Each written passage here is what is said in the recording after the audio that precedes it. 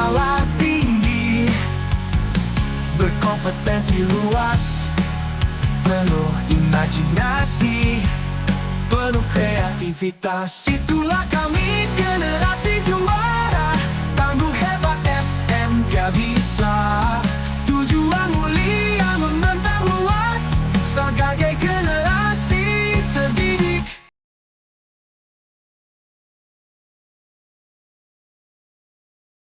Assalamualaikum warahmatullahi wabarakatuh. Waalaikumsalam warahmatullahi wabarakatuh. Ya, pertama-tama mohon maaf Bapak Ibu yang mengganggu waktu aktivitasnya mengajar di kelas. Karena mengikuti kegiatan ini, saya juga ucapkan terima kasih kepada Bapak Ibu, guru Bapak Ibu guru dan juga ada teman di sini. Terima kasih atas waktu Bapak Ibu. Sama-sama. Mohon maaf suara saya sedikit agak sedikit.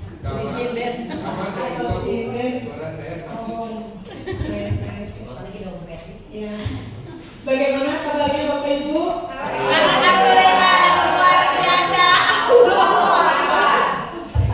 Masya Allah, tabarakallah. Oh, ya, aduh, Bapak dari masa kering ya. Oke, Bapak Ibu, mohon maaf sedikit waktunya. Saya sini akan memaparkan bagaimana penyebaran pemahaman dan penerapan budaya positif yang telah saya buat. Mudah-mudahan menjadi inspirasi bagi kita semua bisa menerapkannya di lingkungan kita, terutama lingkungan kelas ya Bapak Ibu. Oke, kita lanjut. Nah, ini pembelajaran dengan paradigma baru Bapak Ibu. Mungkin Bapak Ibu juga sudah tahu ya. Pembelajaran paradigma baru adalah pembelajaran yang berorientasi pada penguatan kompetisi dan pengembangan karakter sesuai dengan nilai-nilai Pancasila. Pembelajaran paradigma baru memastikan praktik pembelajaran berpusat pada murid, bukan lagi pada kita ya Bapak Ibu ya. Tapi student center, yang mana setiap murid belajar sesuai dengan kebutuhan dan tahap perkembangannya. Sesuai dengan pemaparan dari Ki Hajar Dewantara, bahwa siswa itu harus sesuai pembelajaran dengan dua kodratnya Bapak Ibu. Mungkin Bapak Ibu sudah tahu kodrat apa saja dalam anak? Ya Bu, Ya, ulangi lagi pertanyaannya. kodrat yang dimiliki oleh anak dalam pembelajaran itu ada dua menurut Ki Hajar Dewantara. Yang pertama adalah Kodrat yang apa Bapak? kebutuhan dan kejaman. Iya betul. Ya. Good nih Bu. Ya. Untuk Bapak Istri apresiasi.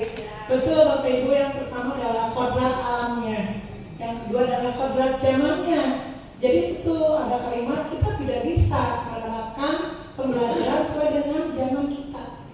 Ya, misalnya menulis sambil 10 lembar gitu kan, 4 jam apalagi ya, atau ya sistem ceramah 4 jam gitu. Kebayang kalau yang guru bahasa Indonesia mungkin ya menjelaskan gitu.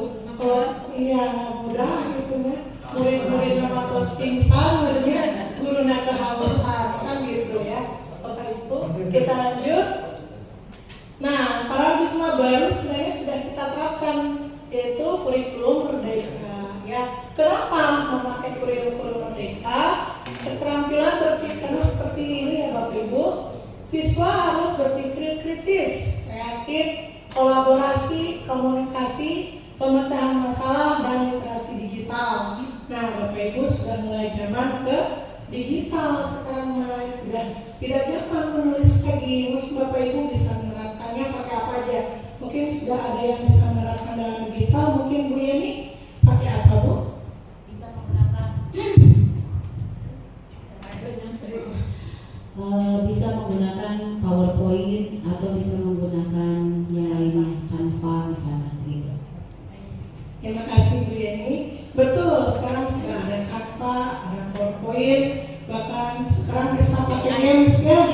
Ya, games bisa diterapkan. Gamesnya juga tidak harus digital Bapak Ibu. Bisa juga menggunakan yang manual atau pakai kertas atau apa. Yang penting ada interaktif. Bagaimana pembelajaran di kelas? Bisa tidak belajar di luar? Bisa Ibu? Saya jangan musim hujan. Iya. Ya, bisa sebenarnya kalau Bapak Ibu mau gitu ya. Biar kondisi ya. Tapi jangan rada berbeda ya, berbahaya itu ya.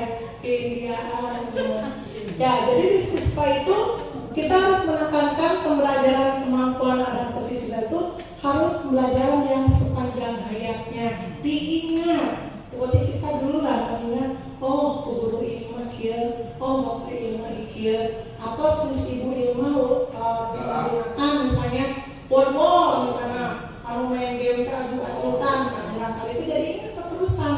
Kita ingat galakna Bu. Iya, galakna karena sepanjang hayat sami. Oke, kita lanjut. Nah, ini berikut beberapa poin dalam paradigma. Yang pertama, tadi sedaya berpusat pada siswa ya. Terus keterampilan abad 21. Nah, ini kebetulan ada Bapak kurikulum di sini, Bapak Yusni ya. Nah, kurikulumnya harus sesuai dengan abad 21 atau fleksibel katanya gitu. Kenapa? Karena di keragaman di siswa juga di kita berbeda-beda. Jadi Bapak Ibu harus lihat latar belakang siswa terlebih dahulu. Bisa kita menggunakan asesmen diagnostik supaya mengetahui latar belakang siswa kita itu seperti apa, gitu ya. Misalnya diterapkan dalam soalnya ada pembelajaran yang disukai, apakah harus dengan mendengar, melihat, atau keduanya, ya belajarnya. Tapi itu harus tahu, karena tidak semua anak mau seperti itu semua. Jika mandat mungkin kita harus berpikir lagi, gitu kan, metode apa yang harus kita gunakan untuk siswa yang spesial, gitu ya.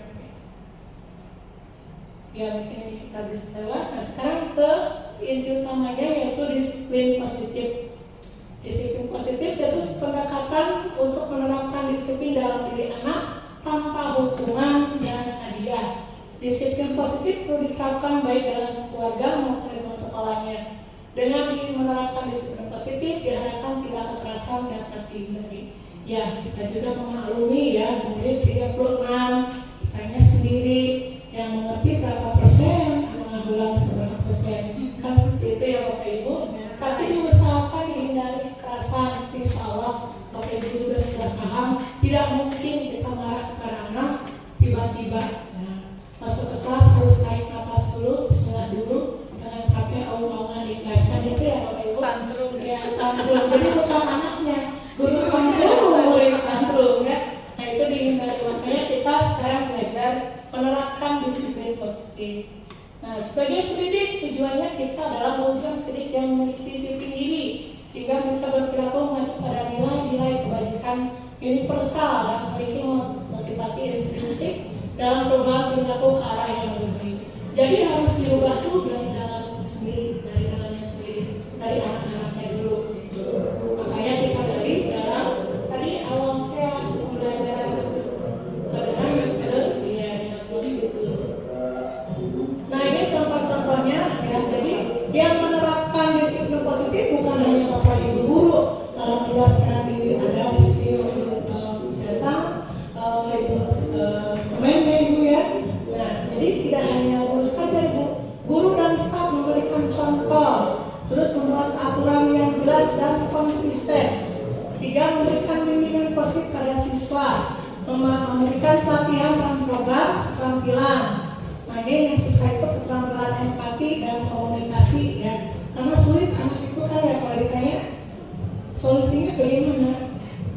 Dia gitu kan bingung anak itu karena memang tidak dibiasakan komunikasi dan resolusi konfliknya. Mereka bingung mengutarakan pendapatnya bagaimana sih solusinya kalau kita tidak ada ngobrol. Makanya kan di kurikulum Merdeka Guru itu banyaknya bertanya kepada anak gitu. Tidak hanya menulis saja, anak terhambat dalam ini komunikasi dan memberikan resolusi dalam konflik.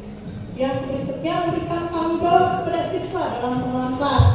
Dalam berikut ini menurut saya bagaimana menerapkan ada dua ya, kesepakatan kelas dan keyakinan kelas. Tapi Bapak Ibu sudah menerapkan di kelas masing-masing karena ini diterapkannya bukan hanya oleh wali kelas tapi oleh guru mentor ya Bapak Ibu. Bedanya keyakinan kelas dan kesepakatan kelas. Kalau kesepakatan kelas berarti seperti apa Bapak Ibu? Saya pun coba Ya, bedah. ya Bapak Yusni. Kalau saya misalkan anak itu kan ada kalau awalnya membuat kontrak Betul. Itu mungkin aturan Bu ya yang Iya, saya terapkan ke siswa atau peserta. Tapi kalau sekarang saya menggunakan dengan kesepakatan kelas. Betul. Jadi antara saya pendidik dengan peserta didik itu kita sepakati. Iya. Contoh misalkan salah satunya kalau misalkan kalian ingin belajar nyaman harus apa nih? Kelasnya seperti apa Pak? Bersih. Berarti kita sepakati. Kalau kelasnya tidak bersih, apa yang akan kita lakukan? Tidak belajar Pak. Nah, contohnya misalkan kalau kesiangan untuk membuat kelasnya nyaman, selain bersih apa lagi? Mulai datang tepat waktu datang seperti apa? Terlambat di luar Bu Pak. Ini dia Pak saya. Iya, betul. Kesepakatan kelas itu seperti itu. Harus ada dua terlibat, gurunya dan siswanya. Tidak boleh gurunya yang membuat tanpa persetujuan anak. Karena ini sesuai dengan kurikulum merdeka, tanggung jawabnya diberikan kepada anak. Jadi guru sudah tidak apa-apa lagi. Saya kelas ini kotor, apa ya? Sesuai dengan kesepakatan kelas. Pertanyaannya seperti itu. Jadi jangan kelas yang kotor, sesuatu itu nah itu salah. Ya Bapak Ibu kurang tepat. Jadi dikembalikan lagi kesepakatan kelasnya apa tentang kebersihan kelas. Oh iya Ibu, kami yang membersihkan. Sekarang bagaimana solusinya Bapak anak-anak gitu kan? Baik, kami bersihlah. Maka Ibu yang pesan 5 menit. Nah seperti itu Bapak Ibu. Jadi kalau mau langsung diponis, itu nanti bentuknya jadi kehukuman, bukan konsekuensi lagi. Jadi untuk apa? Kesepakatan kelas kalau begitu dibuat. Nah kalau keyakinan kelas itu adalah kalimat positif atau kaidah yang positif yang ada di keyakinan kelas. Contohnya kebersihan menjaga lingkungan kelas. Itu kalimat positifnya nyambungnya kemana? Ke agama. Artinya adalah tanggung jawab atau kebersihan adalah sebagian dari iman. Nah itu disebut dengan keyakinan kelas. Anak pun bisa menerapkan dua-duanya. Kesepakatan kelas seperti tanggung jawab, disiplin, mandiri. Berarti kalau keyakinan lebih ke akhlaknya. Nah seperti itu Bapak Ibu yang mudah bisa diterapkan di kelas masing-masing. Nah ini kebutuhan manusia. Bapak Ibu sudah mulai kebutuhan manusia. Kebutuhan adalah segala sesuatu yang kita lakukan untuk mendapatkan apa yang kita inginkan. Ini yang sesuai dengan peraturan atau yang sering kita sebut itu. Yang pertama bertahan hidup. Bertahan hidup contohnya apa Bapak Ibu? Makan. Tidur. Tidur. Jajan. Jajan. Iya. Belanja. Belanja itu sangat harus belanja ketahanan hidup. Yang kedua kasih sayang dan rasa diterima. Contohnya apa Bapak Ibu? Kasih sayang. Dihargai. Lalu penguasaan. Iya. Ya, dan perhatian betul. Kalau penguasaan apa Bapak Ibu? Penguasaan itu pemahaman itu yang mungkin pengetahuan. Bukan. Diberi otoritas. Iya, betul. Diberi kekuasaan. Jadi anak, iya, anak itu diberi penguasaan. Makanya tadi kan di kelasnya harus tanggung jawab. Iya, penguasaan. Masing-masing. Iya, betul. Iya, kalau guru mas baik foksi. Ya. Yang ketiga kebebasan. Apa Bapak Ibu kebebasan? Kebebasan berpendapat. Ya betul. Seperti itu. Kesenangan. Hobi. Hobi. Ya, minat. Happy. Iya. Bapak Ibu ke murid ya. Bisnis ya. Peserta didik. Sopi. Ya.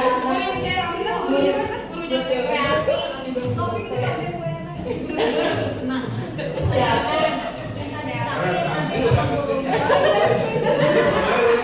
Tim sepuh ini. Tim sepuh ini. Kita lanjut. Oke. Nah ini. Oke. Lanjut. Motivasi perilaku manusia. Nah ini ada dua yang disebutkan. Motivasi ekstrinsik dan motivasi intrinsik.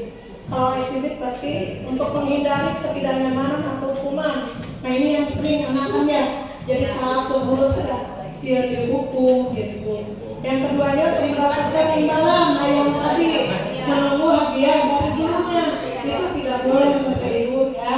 Yang berikutnya, nah yang bagus itu yang motivasi intrinsik, yaitu menjadi orang yang mereka inginkan dan menghargai diri sendiri dengan nilai-nilai yang mereka miliki. Nah gitu. Oh ya teh halusnya bukan dulu saya sifatnya kia mau nyariosna kia ke Bapak Ibu, jadi tidak kesadaran dalam dirinya. Jadi ketika mengajarkan nilai baru kan dulu mah dikasih hadiah, jadi anak teh kelompok yang bagus dapat komen, gitu kan. Walaupun satu kan anaknya bahagia gitu kan. Ya boleh Bapak Ibu seperti itu, tapi harus merata. Ya, tapi kan di anak itu yang nilainya bagus mungkin hanya anak itu aja.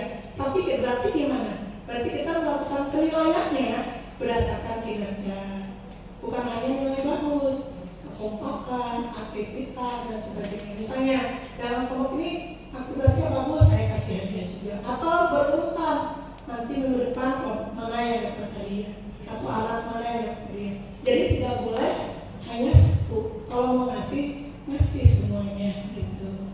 Yang berikutnya misalnya mengasih penghargaan pun sama Bapak Ibu. Kalau mau misalnya anak misalnya membawakan tas kepada kita, nanti ucapannya di luar, jangan terlihat oleh anak siswa lain. Di sini disangka itu mah jamu. Nah itu kan ada kecemburuan sosial, gurunya juga kan nggak enak. Kecuali yang gurunya bangga tadi ada pengawasan ya, protes saya sebenarnya anak itu menghindari hukuman. Gitu.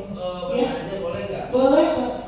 Kalau tidak salah waktu kita belajar di tingkat kuliah itu ada reward enhancement. Iya. Segala sesuatu itu harus ada Penghargaannya, ada juga seperti itu. Iya. Salah satunya adalah untuk memotivasi anak. Iya.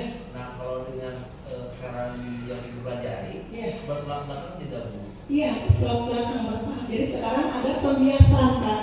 Jadi ada diaturnya itu jangan hanya untuk satu anak. Diusahakan kontinu itu bagus, tapi kontinu untuk seterusnya anak itu jadi tergantung. Nah kalau tidak didapat nilai bagus, nah itu kan ada anak yang seperti itu kan, apalagi di anak SD, nilai bagus curi, kemenang hadiah di buku si buku sampai bintang, itu kan. Padahal tidak harus seperti itu. Jadi ada kesadaran dalam dirinya. Kalau saya dapat nilai bagus, ya sudah, apresiasi ke diri sendiri. Gurunya paling tepuk tangan untuk Radit misalnya, tepuk tangan untuk semuanya. Nah jangan lupa itu misalnya ya, ada anak yang berhasil dapat nilai bagus, sebutkan silakan, tapi dibawa dengan teman-temannya gitu. Kontribusi anak yang lain juga kan, tidak mungkin kita mengajar hanya untuk anak itu sendiri. Kita kan mengajar untuk semua siswa. Seperti itu Bapak. Lina, Ya. tapi menurut saya ya reward itu tidak mesti berupa materi. Iya. Nah, jadi kadang-kadang kata kamu keren. Iya. Nah, sesuatu yang membuat dia bahagia dan Iya. bangga itu reward juga sih. Iya betul. Tapi tetap harus digunakan untuk yang lain. Iya. Misalnya kamu keren, kelas ini lebih keren lagi ya kita makan segitu. Jadi jangan dilupakan dua kalimat itu. Satu untuk anaknya mungkin, satunya untuk semuanya. Apalagi misalnya disebutkan dirinya ini bagus sekali, yang lain juga popnya bagus, apa anak-anaknya bagus. Nah jangan lupa seperti itu. Jadi jangan terfokus ke satu anak. Nah jadi ada kecemburuan nantinya. Apalagi kalau anaknya yang belum mampu, saya tak duit, gitu kan. Ya, bisa dikasih semangat ke anaknya bisa gitu. Ibu. Lanjut. Nah soal pemantik Bapak Ibu sebagai untuk yang motivasi ya. Seorang pendidik, sebagai seorang pendidik saat akan mengikuti webinar, motivasi apakah yang berdasar tindakan Anda? Ini kembali lagi ke Bapak Ibu. Nomor satu, apakah Anda hadir karena tidak ingin ditegur oleh panitia atau pengawas dan mendapatkan surat teguran? Yang kedua, Anda ingin dilihat dan dipuji. Yang ketiga, Anda ingin jadi pengajar sepanjang hayat. Manakah motivasi yang paling kuat mendasari tindakan Anda? Jujur sekali ya. Mungkin itu Bapak yang tadi begitu. Mungkin ada Bapak Ibu yang ingin menjelaskan, boleh ke depan. Dari pembelajar sebanyak hayat. Baik, berdiri Jangan dibuat. Bu, tadi bu. maksimalnya segini. Baik. Untuk sebagai seorang pendidik, apa ini saat Anda perlu mengikuti webinar motivasi apakah yang mendasari tindakan Anda? Yang pertama mungkin di sini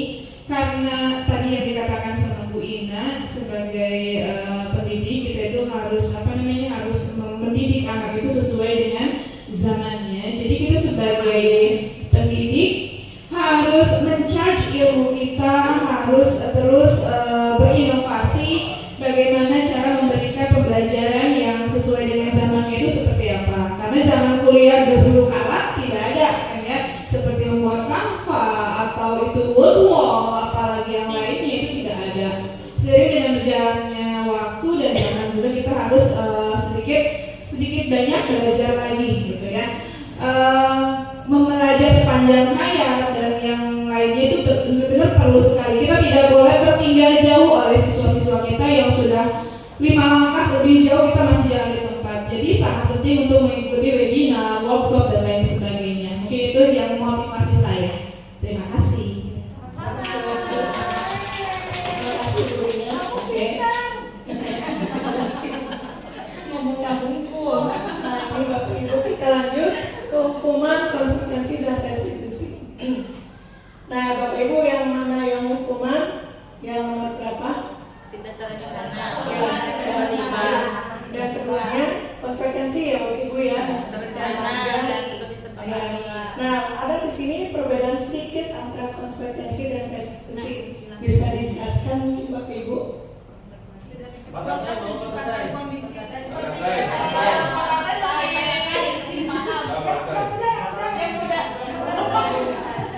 yang tua udah bagusan. Yang paling muda. Coba guru bahasa Indonesia aja. Bagusan aja. Eksekusi. Kira-kira Ini kampus. Sekarang Untuk berdiri. Bu Irma berdiri. kebetulan materi ini pernah saya pelajari di PMM kemarin ya, tentang konsekuensi dan restitusi hukuman. Jadi kalau hukuman kan kita langsung menjudge anak bahwa kamu salah gitu ya, kamu dikasih hukuman kalau kamu terlambat harus mengelilingi lapangan gitu, tanpa ditanya dulu kenapa, tanpa dicari dulu penjelasannya. Kalau konsekuensi itu jadi si guru itu sudah menetapkan ke anak terencana bahwa kamu kalau misalkan terlambat, kamu bakal dihukum hukumannya ini. Itu juga sama, tidak ada mencari dulu alasan ke anak, tanpa diajak ngobrol dulu. Jadi sudah anak pasti mematuhi konsekuensinya itu, gitu ya. Tapi kalau restitusi itu yang saya pahami di PMM itu, jadi ketika contoh ada anak yang terlambat, jadi si anak itu ditanya dulu, atau misalkan gini aja. Anak ketika kita menjelaskan ada anak yang ribut mengganggu temannya. Nah setelah pada saat sudah ditegur masih seperti itu, nah untuk restitusinya si anak itu dipanggil, diajak ngobrol. Kenapa kamu seperti itu? Apa yang gangguan kamu sehingga kamu melakukan sikap ribut gitu ya, atau misalnya perilaku ribut mengganggu temannya. Jadi si anak itu diajak ngobrol, iya bu, karena saya merasa bosan gitu ya. Terus ditanya lagi, kalau kamu ribut seperti itu, dampaknya apa ke teman-temannya? Oh iya bu, saya mengganggu teman-teman yang lain. Nah kalau kamu mengganggu, solusinya kira-kira apa gitu ya? Ke anak itu ditanya. Oh iya bu, kalau solusinya berarti saya harus harus diam, harus mengikuti arahan dari guru. Nah setelah itu terus apalagi ternyata dia ya bu, saya harus minta maaf ke teman-teman yang memang sudah saya ganggu. Itu yang saya pahami waktu di PMM itu. Jadi restitusi itu tidak langsung menjudge, tidak langsung menghukum, tapi ditanya dulu, ada langkah-langkah dicari dulu solusi. Jadi ada komunikasi dengan anaknya gitu ya, dengan anaknya. Jadi jangan langsung, oh kamu salah, kamu begini, kamu harus begini gitu ya, dihukum. Kalau restitusi itu jadi alasannya dari anak, terus dia juga menyadari kesalahannya, dan solusinya pun dia sendiri yang memang mencari gitu. Paling itu. Ya, baik. Terima kasih. Iya, betul. Bu Ina, boleh nanya nggak? Iya, boleh. Kalau dari katanya itu kan ada hukuman, konsekuensi, dan restitusi. Iya, betul. Bisa nggak kalau sebenarnya hukuman itu sebenarnya itu masuk ke dalam konsekuensi? Enggak, jadi hukuman itu sebenarnya itu ada pada konsekuensi. Karena misalkan konsekuensi kan ada kesepakatan dua belah pihak. Kalau terlambat kamu tidak boleh masuk kelas, itu kan hukumannya. Berarti dapat diartikan hukuman itu ada melekat pada konsekuensi. Cuma caranya yang beda. Iya, begini Pak Ismi, tidak bisa. Misalnya gini, kalau bisa itu diakibatkannya itu harus kembali lagi ke dirinya. Misalnya, bukan jam pelajaran olahraga, tapi kita menghukum dengan lari, itu tidak cocok. Pak Ismi misalnya berbahasa Indonesia, berarti anak harus menerima konsekuensinya sesuai dengan bahasa Indonesia. Betul. Kalau hukuman itu ngatur, mau ngawur, mau kemana, mau kosong pesek misalnya. Tapi kan bukan pelajarannya. Itu. Jadi harus disesuaikan. Iya, dan juga kesepakatan makanya itu penting membuat kesepakatan kelas dan keyakinan kelas di sana Bapak Ibu. Jadi sebagai pengontrol, bedanya dengan restitusi, kalau restitusi tanpa ada kesepakatan, anak memang iraha ibu nyarios itu, iraha saya nyarios itu. Nah seperti itu, karena saya pernah mengalaminya, ada anaknya situ, iraha ibu nyarios saya nyarios itu. Nah jadi loh kemarin kok ada saksinya, jadi harus ada saksi. Kalau Jadi yang mana Bu? Ini konsekuensi. anak hukuman. Iya, konsekuensi. Karena kalau konsekuensi, guru harus atau wajib Jadi ada bukti gitu ya. Iya, ada tindak lanjutnya sampai tuntas. Kalau restitusi tidak ada, sudah dicari solusinya sudah. Besoknya dia ribut lagi, gitu. Tanpa ada kesepakatan. Kalau ini ada kesepakatan dan gurunya juga memonitoring, terus memantau siswa. Makanya tadi Bu ya di dalam konsekuensi itu melekat ada hukumannya itu. Iya. Makanya restitusi dianggap sudah ditahu penyebabnya sudah. Iya. Kan konsekuensi kan sudah ada Lebih hukuman. Iya, ada hukuman tapi membias. Iya, biasa. Jadi Membias. tidak terlihat seakan-akan guru itu menjadi Center Centernya, hukum. gitu. Jadi balikin ke dirinya. Konsekuensinya apa? Nah, misalnya saya akan meminta maaf misalnya ke gurunya, misalnya yang izin ke toilet tapi malah jajan misalnya gitu kan, atau izin ke toilet tapi aja pergi ke RPL anak mesin kan jangan lumayan kan nyari bed gitu kan. Tapi mungkin kalau konsekuensi itu kan memang kesadaran anak, tapi si anak itu jadi kalau saya terlambat Jadi pada dalam lagi diri pasti gitu ya? jadi ada satu ketakutan, konsekuensinya itu. Tapi kalau misalkan restitusi, jadi lebih balik kesadaran si diri anak sendiri Sama. gitu. Sama, restitusi dan proses sama, cuma bedanya nanti saya jelaskan yang berikutnya. Cuma bedanya kalau konsekuensi ada aturan tertulis, jelas. Ya. dan ada monitoring dari Iya, guru, dan ada ya. monitoring. Jadi tidak harus BK, masa saksi dikit-dikit BK, sedikit-dikit BK. Kabayang BK nguruskan 600 budak berarti kalau gitu mah itu ya. Kalau restitusi, ya. Nah, kalau untuk konsekuensi itu kembali lagi ke kesepakatan di Iya, kelas, betul, gitu kan? betul. Terumuskan Iya, dengan baik di kelas, iya. nanti ada konsekuensinya seperti Iya, apa. betul. Jadi itu untuk hal-hal yang umum yang Iya. mungkin sering terjadi. Betul. Ya, misalkan kayak tadi ke toilet terlalu lama. Kalau saya kan sudah bicara ke anak, kalau ke toilet terlalu lama lebih dari 15 menit, mungkin di jam ini keterangannya akan apa. Nah, itu udah disepakati Iya, seperti itu. Nah, kalau untuk restitusi mungkin ini untuk kejadian-kejadian yang Iya, jarang, iya, yang iya, tidak iya. terduga, mungkin bisa seperti Iya. itu Ya, penerapannya. yang tidak ada di kesepakatan Situasional mungkin ya. Iya. Diskusi. Iya, betul. Oke, kita next. Nah ini waktu Ibu posisi dulu nanti saya bertanya kepada Bapak Ibu. Yang satu sebagai penghukum, yang kedua pembuat merasa bersalah, yang ketiga teman, keempat pemantau, kelima manajer. Nah Bapak Ibu di kelas posisinya seperti apa? Semua. Harus teman, manajer. Iya. Hukum.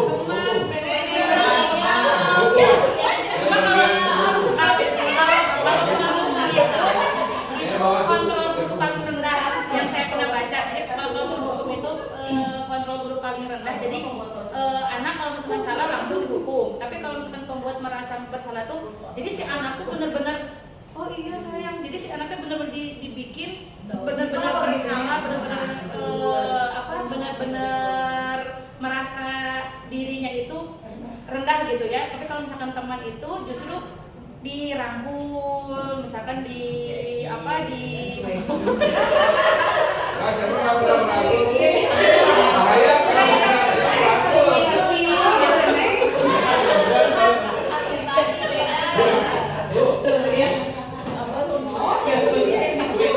Ya. Kalau saya lihat ini emosi kontrol guru yang pertama itu adalah hukum itu kan kalau kata guru paling rendah Bu ya. Iya, kontrol guru paling rendah. Kalau buat pandangan saya agak sedikit berbeda pandangan loh.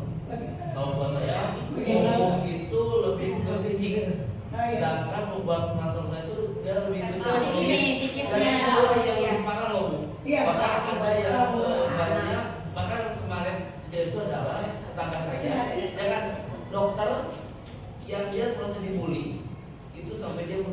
Oh, Itu iya. kan mental. Iya. Dan saya berharap sih memang karena kayak tadi Bu di restitusi dan juga di konsekuensi, kalau saya melihat konsekuensi itu lebih ke fisik. Misalkan tidak masuk, silakan keluar atau membuat PR, membuat apa. Tapi kalau restitusi itu lebih ke psikologi. Kita menyadari, oh orang itu salah, begini. Ya, jadi kalau yang pembuat merasa bersalah gini, nih ya ibu teh kurang apa ke kamu teh gitu. Kita harus Ibu teh sesuai. sudah ini sudah Masih ini mau juga. gitu kan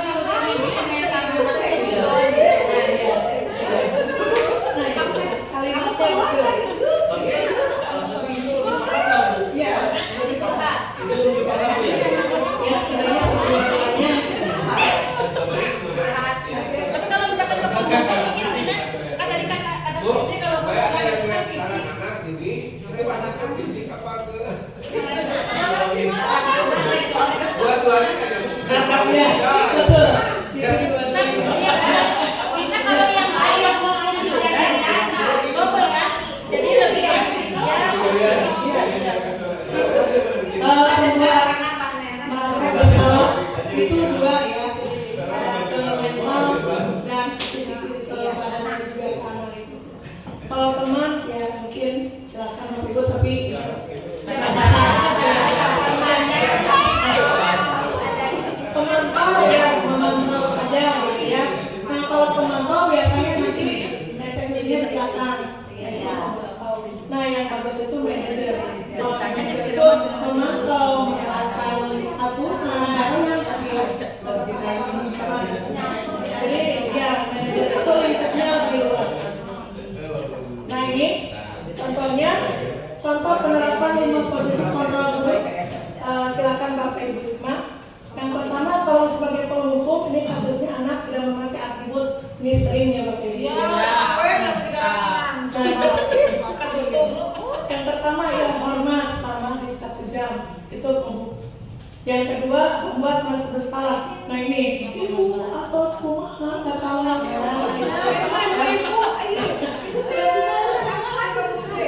Yuk, nah kalau teman, nah ini kalimatnya ayo kita buat aturan sekolah. Kalau kalau selesai, selesai. Tapi Bu, bentar, ini emang bagus ya, bagus sebetulnya. Tapi kalau tadi Siapa? Bunda mah bisa takut di SMK makanya sulit kalau terapkan. Iya, SD gitu ya. Kalau SD, TK, gitu ya. Sulit Bu, soalnya SMP ya lah, bisa punya begini teman kayak sendiri karakter. Iya, makanya. Bisa yuk. Iya. Kalau itu mah bisa kan? Nah kalau bisa itu berarti sih ibu harus bisa memposisikan ibu sebagai manajer. Nah ini makanya butuh aturan-aturan itu, kesepakatan itu ya bukan aturan. Ya kita lanjut. Nah ini kasus silakan Bapak Ibu simak. Nanti boleh Iva kurang menguasai pelajaran matematika, sehingga pada saat pelajaran tersebut berlangsung, dia lebih banyak berdiam diri atau menggambar di buku pelajarannya. Pada saat guru matematikanya, Pak Seno, menanyakan pertanyaan, Iva menjadi gugup dan tak sengaja menjatuhkan tasnya dari kursi, serta tiba-tiba menjadi gagap dan saat berupaya menjawab. Seluruh kelas pun tertawa melihat perilaku Iva yang bicara tergagap dan terkejut tersebut. Pak Seno pada saat itu membiarkan teman-teman Iva menertawakan Iva yang tergagap dan malu luar biasa. Dan malahan minta Iva untuk maju ke depan dan berdiri di depan kelas sambil menunjuk hidungnya karena tidak bisa menjawab pertanyaan Pak Seno. Kelas makin gaduh dan anak-anak pun tertawa melihat Iva di depan kelas memegang ujung hidungnya. Jawablah kedua pertanyaan ini dan berilah minimal 2 tanggapan terhadap jawaban rekan Anda. Apakah Anda setuju dengan tindakan Pak Seno terhadap Iva? Iya.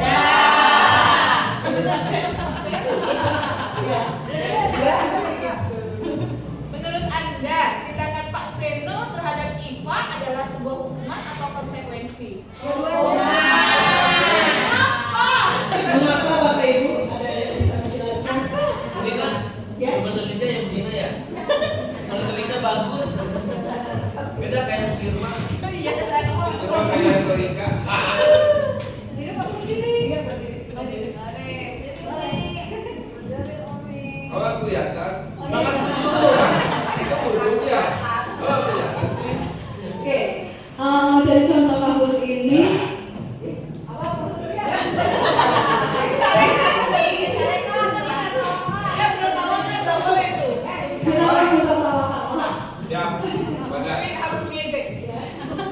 Kalau dilihat dari kasus ini, Pak Samuel dan Pak Ipa, ini kalau dilihat sebenarnya tidak si anak tidak melakukan kesalahan yang sangat fatal. Dia hanya menjatuhkan dan gagal pada saat Pak Samuel itu bertanya. Kejadian tersebut adalah kejadian yang tidak harus ditertawakan oleh teman-temannya, dan juga Pak Samuel harusnya tidak membiarkan murid-muridnya itu menertawakan Iva. Kemudian apalagi ditambah lagi dia harus meniumnya untuk memperlihatkan kepada semua teman-temannya bahwa Iva adalah orang yang paling bersalah. Padahal Iva tidak mempunyai kesalahan sama sekali menurut saya dalam kasus ini.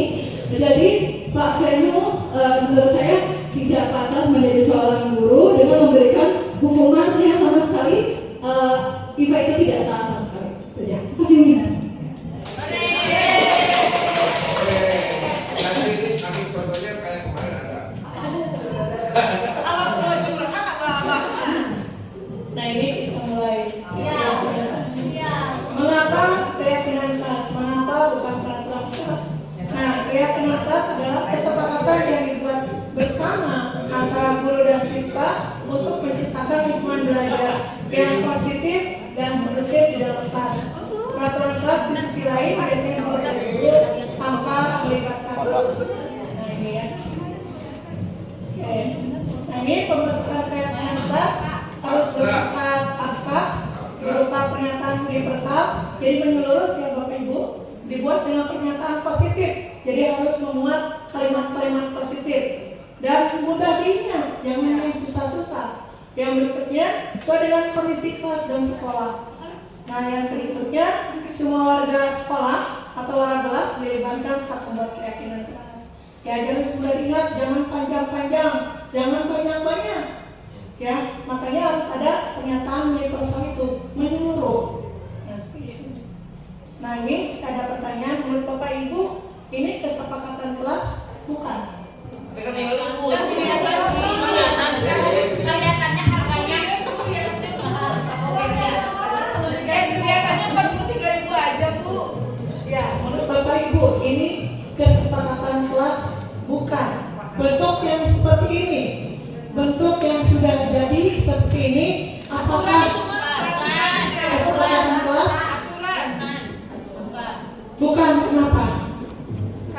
Ini kan adanya bimbing yang diperjualbelikan untuk kayak buat untuk kesepakatan kelas. Apa ini layak dijadikan kesepakatan kelas? Ya, karena betul Bapak Ibu tidak bisa, karena ini tidak ada kesepakatan antara siswa dan gurunya. Ini kan sudah jadi, nah belum tentu sesuai dengan kelas kita. Iya, betul itu ya Bapak Ibu. Bu Ina, tolong buatkan salah satu keyakinan kelas seperti apa sih Bu? Contoh. Meskipun kita tahu ya, keyakinan itu pasti dengan abstrak ya, abstrak.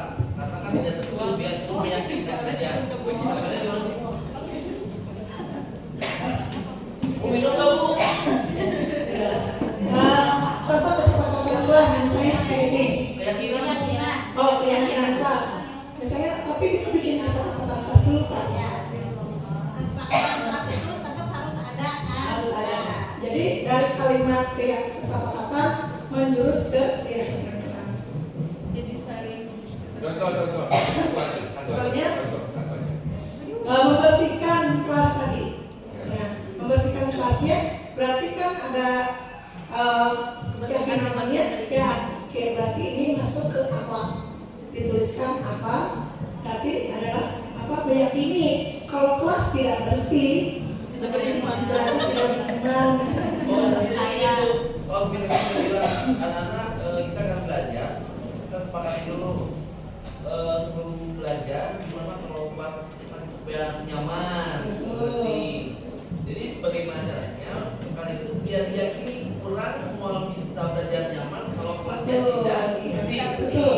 Jadi tapi pakai kalimat positif. Itu yang persepsi kalau masalah ada.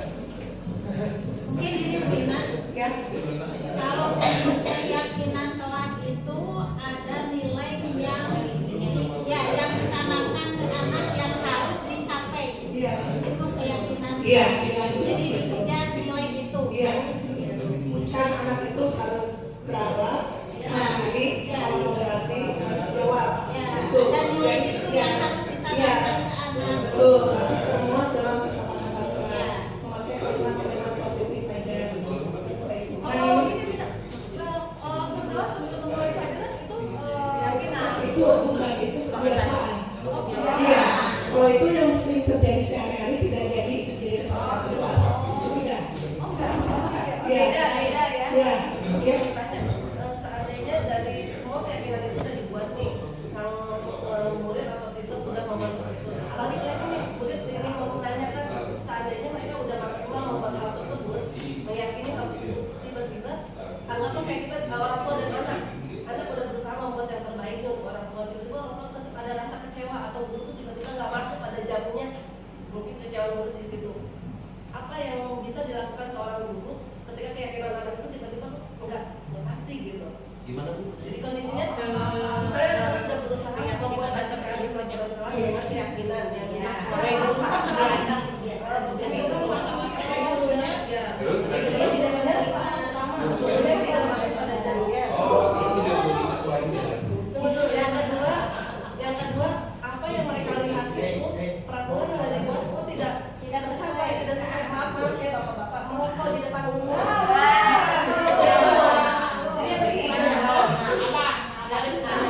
Gimana mau memperluaskan sebuah keyakinan jika apa yang kita lihat itu tidak sesuai dengan yang kita yakini?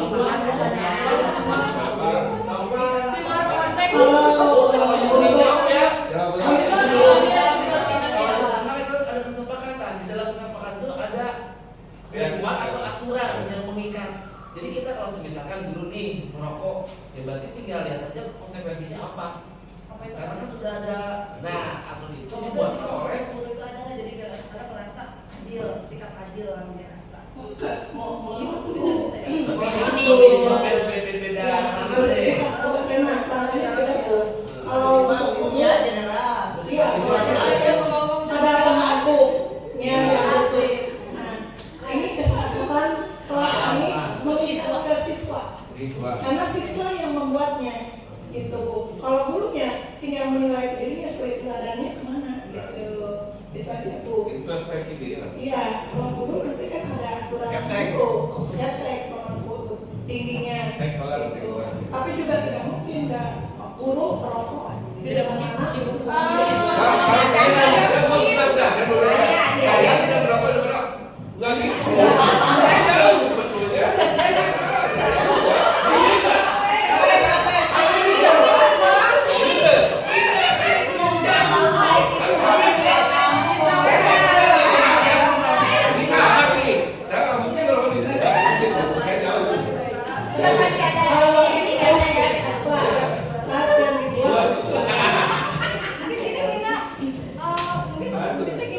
pada saat murid dan guru sudah membuat keyakinan kelas, tapi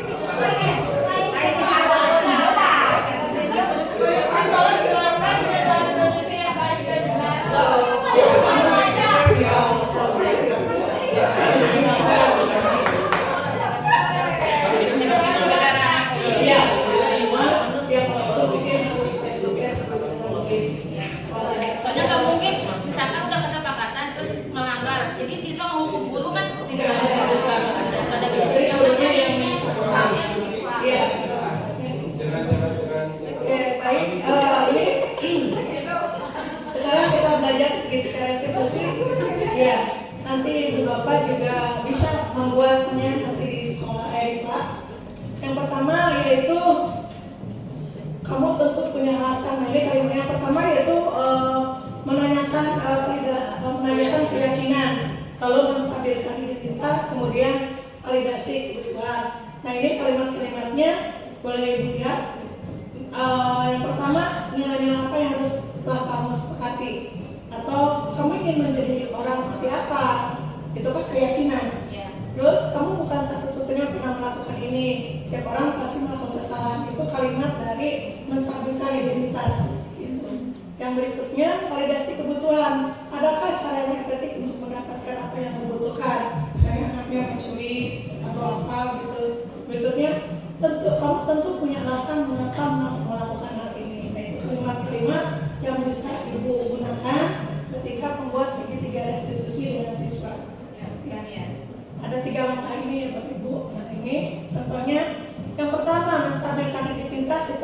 berdasarkan prinsip membuat kesalahan adalah bagian dari proses pembelajaran. Jadi jangan langsung divonis bersalah. Apalagi jika berangkat terlambat karena mengantar adiknya. Gitu. Yang pertama, berbuat salah itu wajar. Ini kalimat-kalimatnya, Bapak Ibu. Tidak ada manusia yang sempurna. Ibu Bapak juga pernah melakukan itu. Nah, kalimat tersebut. Ya, Ibu Bapak tidak mencari siapa yang salah. Nah, ini kalimat yang sangat-sangat menstabilkan. Tapi Ibu Bapak ingin mencari solusi dari masalah ini. Yang berikutnya, kamu berhak merasa begitu, tapi dilanjut dengan kalimat yang menenangkan. Tapi bukan memenangkan, bukan menormalisasikan. Ya, Bapak Ibu. Validasi tindakan yang salah ini berdasarkan prinsip setiap perilaku berusaha memenuhi kebutuhan tertentu. Contohnya, kamu pasti punya alasan mengapa melakukan hal itu. Kamu melakukannya karena mempertahankan sesuatu yang penting bagimu. Kamu patut bangga karena telah memilih sesuatu yang penting bagimu. Ini contoh kalimatnya. Yang berikutnya menanyakan keyakinan, tapi secara implisit ya Bapak Ibu. Yang pertama, apa keyakinan kelas kita? Menurut kamu, apakah ini sesuai dengan kesepakatan kelas kita? Nanti anak akan menjawab, tidak Bu, seperti itu. Nilai-nilai apa yang telah disepakati bersama ini kembali lagi dari kesepakatan kelas. Kamu ingin menjadi seorang seperti apa? Seperti apa gambaran sebuah kelas yang dialami kamu? Ini kalau sesuainya yang males belajar. Nah, ini adalah kasus yang saya buat dengan anak, melibatkan anak untuk mempraktikkan segitiga institusi. Nopal belum menentukan tugas praktek MKK dan mau melihat jawaban tugas dari GAPA. Namun GAPA tidak bersedia meminjamkan laporan tugasnya. Nopal kesal dan merobek laporan tugas praktek GAPA. Bapak Ibu, kita simak videonya ya. Oh, Bu Ino. Salam, Dian. Silakan duduk. Bagaimana kabarnya, Dian? Laporan dari petugas kebersihan keamanan sekolah, kemudian jajan di kantin pas jam pelajaran Bu Nina. Lalu ibu cek laporan dari petugas kebersihan keamanan di sekolah, kemudian jajan di kantin pas jam pelajaran Bu Nina. Lalu ibu cek kelas dan bertanya kepada Bu Nina, katanya dia ujiannya di toilet bukan jajan.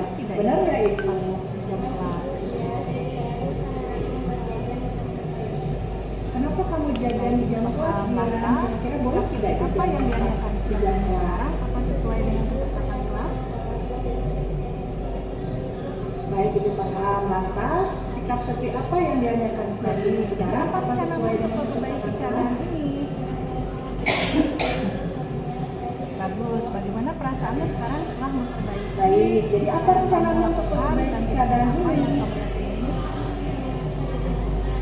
Bagus. Bagaimana perasaanmu sekarang setelah memperbaiki apa yang kamu lakukan dan tindakan apa yang kamu lakukan ini? Kita harus tetap menyelesaikan masalah ini ya. Bagaimana kalau kita menemui Bu Nina? Oke, baiklah Dian. Bagaimana apapun itu kita harus tetap menyelesaikan masalah ini ya. Bagaimana kalau kita menemui Bu Nina?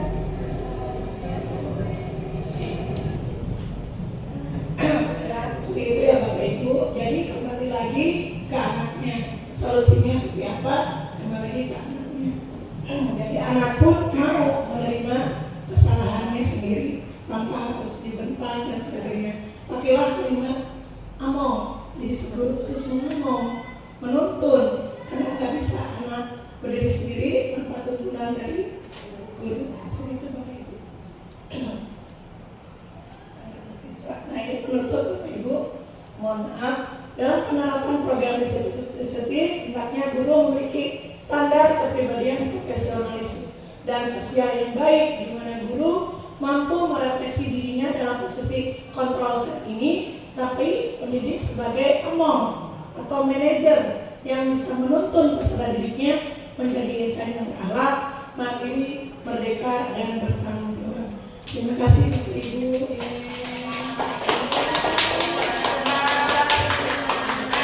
Terima kasih Bapak Ibu sudah mau bersama-sama bagaimana menerapkan disiplin positif, pemahaman disiplin positif bersama saya, Nina Natalia. Sekali lagi saya mohon maaf jika ada kesalahan. Terima kasih. Wassalamualaikum warahmatullahi wabarakatuh.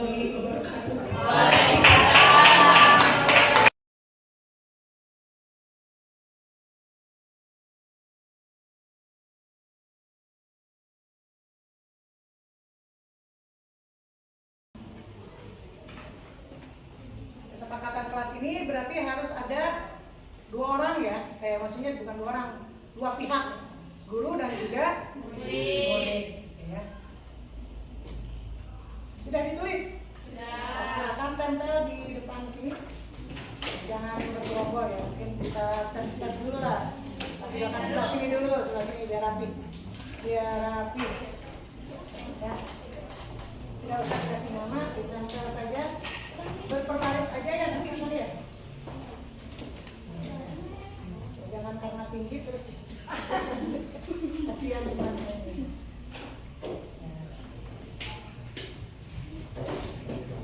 Dirapikan ya, jadi ya jangan miring-miring. Biar enak mau dibaca. Ya kelompok 2, saya maju.